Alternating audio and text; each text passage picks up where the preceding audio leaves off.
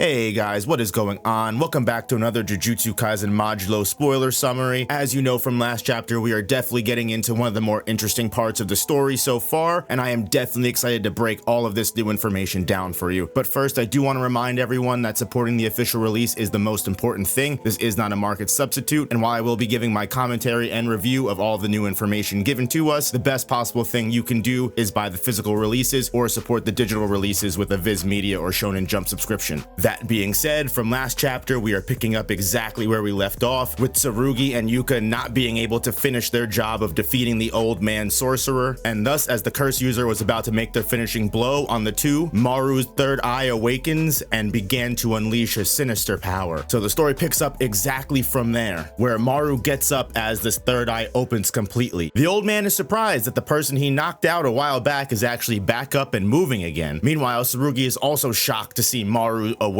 and his third eye open. Suddenly, as that third eye casts its gaze on both Sugi and the old man, a sinister sound and large beam of light awakens, sending a large wave of confusion over the two characters. The old man instantly realizes this, as it's impossible to maintain his guardian spirit under these circumstances. In order to keep himself moving, he has to stab himself in the hand. As the old man is trying to recover, Maru picks up a large piece of debris and throws it right at the old man. Of course, the old man still has pretty good reflexes, so he does his best to dodge and stab through the rock, but surprisingly, the rock moves in the middle of the air, whips around the old man and smacks him in the face. As the old man is stunned, Maru instantly teleports right behind him and throws an axe kick right down, slamming the old man into the dirt. Keep in mind, most of this chapter is fighting, so I'm going to do my best to transcribe the events as well as translate to the best of my ability all of the dialogue that might happen. Sugi wonders if Maru has always been this strong, feeling that something has to be off and there's no way he could hide all of this power. The old man gets thrown into the gymnasium of the school as all of the basketballs and other volleyballs and other sorts are flying through the air and picking up as if the gravity was lowered. Maru, whose eyes are closed and third eye remains open, seemingly unconscious, begins to calmly walk into the room and continue the battle. Meanwhile, from up above, it seems like Cross, Maru's twin brother, is actually watching all of this unfold from a building afar. Cross is actually surprised that Maru would lose control this quickly, thinking that it would have taken a little bit longer for this to happen. Cross is actually happy about this, because now they can count on the Earthlings making the first move against the Sumerian race. Whether they're Jujutsu sorcerers or curse users, this can turn into a very good opportunity for the aliens. Cross mentioning that actually the war beginning is part of the conditions of someone named Deborah being on their side, as we get a cut to the horned demonic alien that seemingly has all of the powers similar to Sukuna. Keep in mind, these are rough translations, so Deborah might not be the actual name we might find different in the official chapter. As all of the basketballs and volleyballs float above Maru and into the air, the old man starts to analyze Maru's ability, thinking that anti-gravity is too simple and it most likely has something to do with inertia. Inertia being an object's natural tendency to keep doing what it's already doing. If an object is staying still and at rest, it's going to stay at rest, unless an external force begins to push it or move it, like friction or gravity. This most likely means that Maru's curse technique isn't exactly manipulating gravity to bring things up into the air, but it's most likely changing things' inertia. So if something's at rest, it's going to begin floating and moving, and if something is moving, it's going to be stuck. It seems like Maru doesn't have much control over all of this though, because the clock in the area is completely spinning at high speed, as well as timers and other clocks going off and alerting. It actually activates a radio in the gymnasium that begins to play the simple song melody do re mi fa so, all that good stuff. I don't know what it is. Funnily enough, because the old man is, well, old, he actually remembers this song and thinks of it as his one and only desperate retreat in life. As it counts down before the drum roll begins and the iconic melody starts, the two sorcerers size each other up and get ready to begin the second round. And right as it starts, the two sorcerers are off, throwing hands at each other as the melody plays, being almost in sync with everything perfectly, both of the two equally paced. However, right at the end, Maru gets a strong kick at the old curse user's torso, and suddenly, as more of the balls in the area begin to manipulate and move around the curse user, as the curse user tries to deflect and dodge all of the balls coming his way, Maru's instantly able to teleport behind him, slamming a basketball right to the curse user's dome to knock him unconscious for a second. Maru unleashes a humongous punching barrage all over the curse user, throwing him through the gymnasium and right into the nearby pool in the back. And as all of the water flies up into the air, falling back down like drained, Maru once again walks towards his victim that is just barely hanging on to consciousness, drowning in the pool, now mixing with blood. However, in no time at all, the pool explodes due to the temperature maximizing and rising, the curse user flying out of the water and screaming as the temperature rose. And then suddenly, the unconscious Maru raises an arm and clasps his fists down as the hot water immediately changes to chilling, freezing the curse user solid. As his head is the only thing poking out of the ice tower,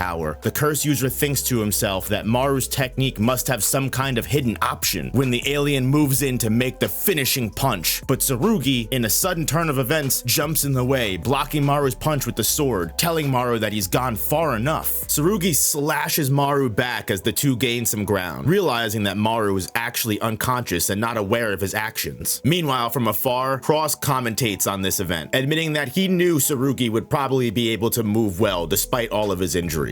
However, he admits this situation isn't too bad either, thinking that whether Sugi ends up protecting Maru or Maru ends up protecting Sugi, none of that matters whatsoever. This translation is a little rough, so bear with me here. I think we might need to wait until officials to find out what is actually being said by Cross here. The raw idea seems to be that he is saying that Jujutsu sorcerers or Sumerians aren't all powerful either. There were sorcerers on Earth in the past, but that's merely an excuse for the Sumerians to start a war and claim that Earthlings have power. The Earth side does have sorcerers, however, compared to the numbers and strength between the two races, either the Earthlings or the Sumerians are at a disadvantage according to Cross. I would guess that it's the Earthlings based off of everything that we said, but maybe because Cross is so focused on this Deborah character and how much they need him for the war to begin, it's completely possible that Deborah is their bait to make them think Sumerians are a lot stronger than they actually are. They might actually be just as weak as the humans. Although, from anything that we can tell of Maru's performance in this chapter, I don't think that's the case. They seem to be very strong. Either way, Cross says they cannot waste any effort worrying about weak people. Otherwise, they won't be able to protect a thing. Considering themselves sorcerers, they can't go around saying they won't kill any Earthlings. As Cross tells Maru to cut Sugi down, Sugi thinks that it's simpler than wanting to just get along. He just wants to finish all of this quickly. This could also be Cross understanding that Maru wants to get along. However, he does in turn want to just finish all of this and get it over with as quickly as possible. Apologies for that, but either way, Cross seeks to make Sugi the spark of war, whether he wants it or not. But right in that moment, Sugi begins to cry out to Maru, telling Maru to please wake up, as Maru's curse technique intensifies and begins to force its aura against Sugi. Sugi bears the weight of this energy though, and continues to demand Maru to wake up please, asking Maru directly, aren't they supposed to become neighbors? And how can they do that if they fight? And although he seemed unmoved by everything, this final scream out from Sugi to Maru actually seems to touch Cross in some way, his face left in a shocked expression. And just as Maru's curse technique begins to enclose around Sugi, Cross actually interferes, teleporting right between the two and telling Maru to calm himself, as suddenly all of the floating debris slams back into the ground and Maru falls to his knees, fully unconscious this time. Sugi also falls unconscious, leaving Cross the only one awake as he turns and scoffs, glaring down at Sugi, cursing his own actions and wondering what the hell was it in that moment that moved his heart and made him do that. It's right here that the chapter ends, leaving us with no idea where Sugi, Maru, or the curse user and Yuka are left after all of this. Even though we're a little wishy-washy on what exactly Cross was saying, it seems pretty clear that he understands that war is probably the easiest option so they can conquer Earth and make it their new home planet. We still don't know why it is the Sumerians are doing this. However, Deborah, this character that seems to be the most powerful Sumerian they have at their disposal, only will help them if they do wage war. As everyone has been guessing he's a Sukuna-like character, perhaps he's someone that only wants to accompany the Sumerians if they offer him a good fight. Them claiming that sorcerers are strong, when in actuality, even they understand that the general Earthling sorcerers have fallen significantly in power. Even though Maru wants to try and get along with the Earthlings and potentially coexist, Cross admits that it's not exactly direct prejudice or hatred for humans. He just necessarily wants to get all of this over with the easiest and fastest way possible. And of course, coexistence, as we've established in previous chapters with the tiger, is hard and takes a lot of work. However, it seems like being Maru's brother has led Cross to not be completely heartless, as even though logically he just wants everything to be over, when he sees Sugi call out and actually want friendship with Maru, his heart is moved somewhat, which definitely creates an interesting dynamic for everyone involved and the Sumerian and human war that may or may not be coming. And with a name drop for this Deborah character,